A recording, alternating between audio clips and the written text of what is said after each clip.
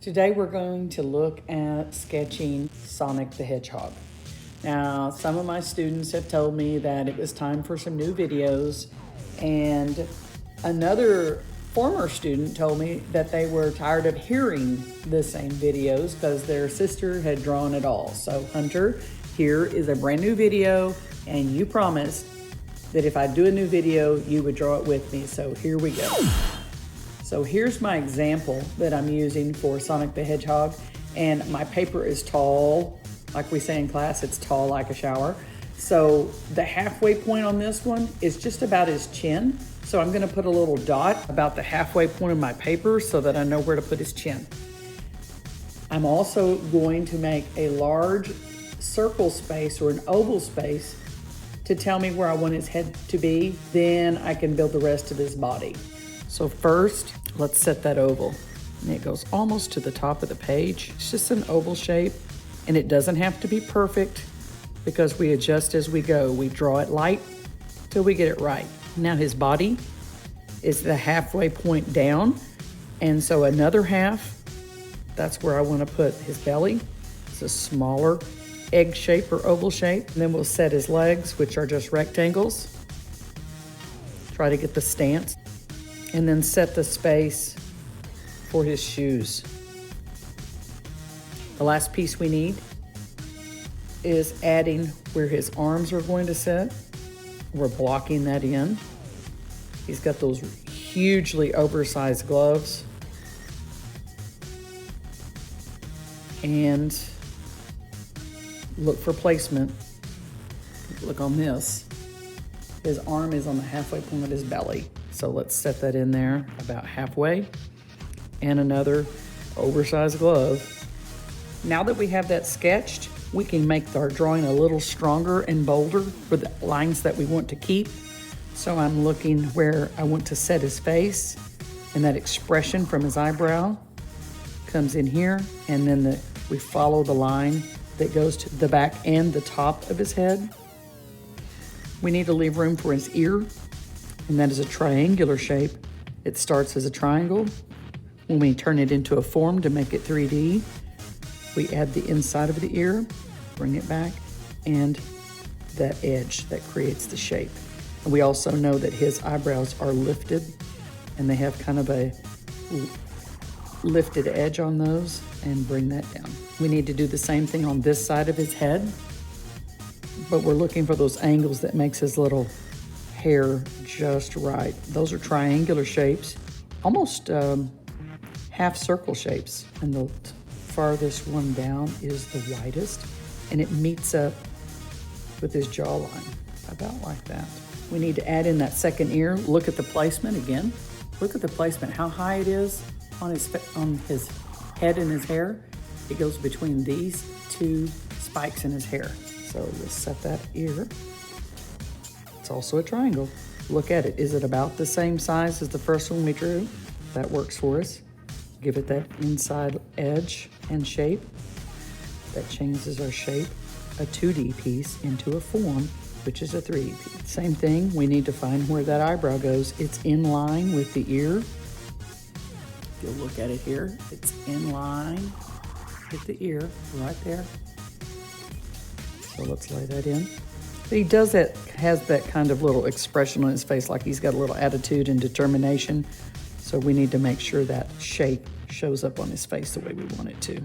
Now we can join these areas right here to the eye area.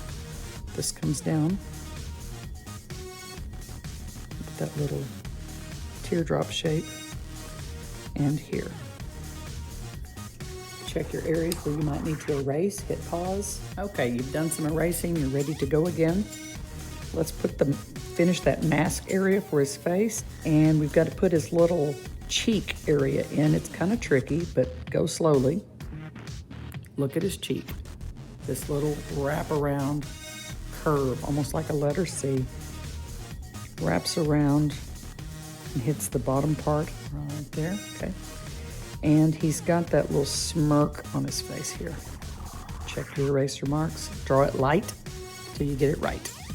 All right, let's get the nose area like we talked about.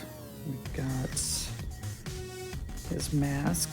that gives us that direction. We go over and it forms the top of the mask and his chin area and his eye area. It's all kind of one piece.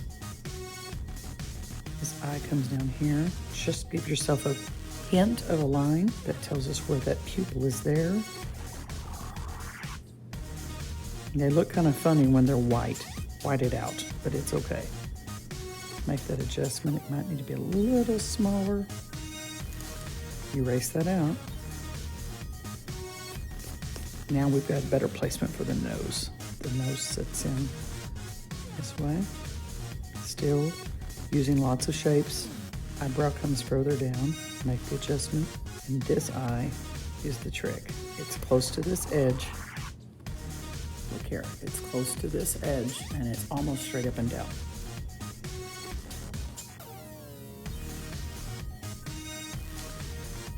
And that highlight inside the eye is easy to place, just a miniature oval. Okay, the next steps, we're looking to see what's missing.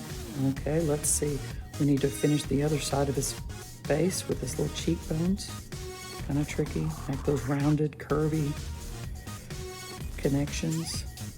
Bring that line in stronger right at that center dot that we talked about in the beginning. Bring that in.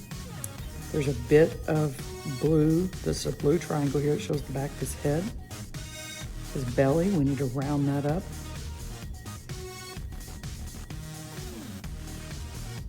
And as it forms, it's got the tan area that we need to show, as well as the little blue area.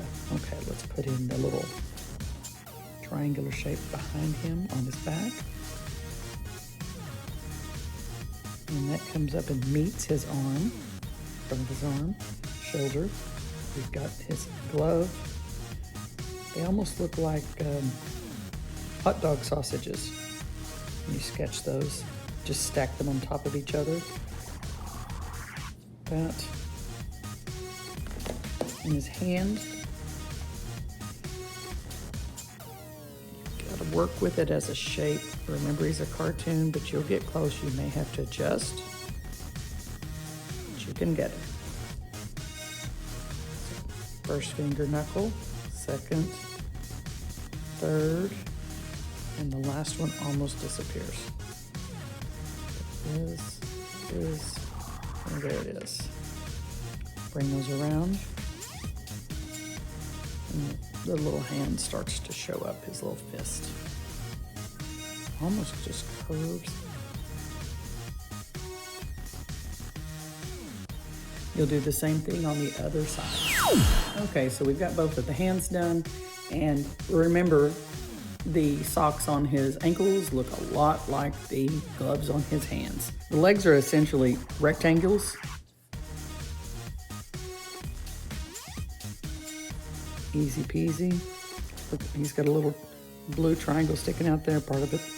Another part of the blue areas. I want to move the angle of this leg. I don't like where it's sitting, so I'm going to move it over. Forget about those. And the socks are going to look a lot like the gloves, so let's do that. Remember, erase the lines that are really critical, that are bothering your drawing, but if they're going to be covered up by color or some areas like that, you don't have to really spend as much time on those. This gives you a good start on your Sonic the Hedgehog.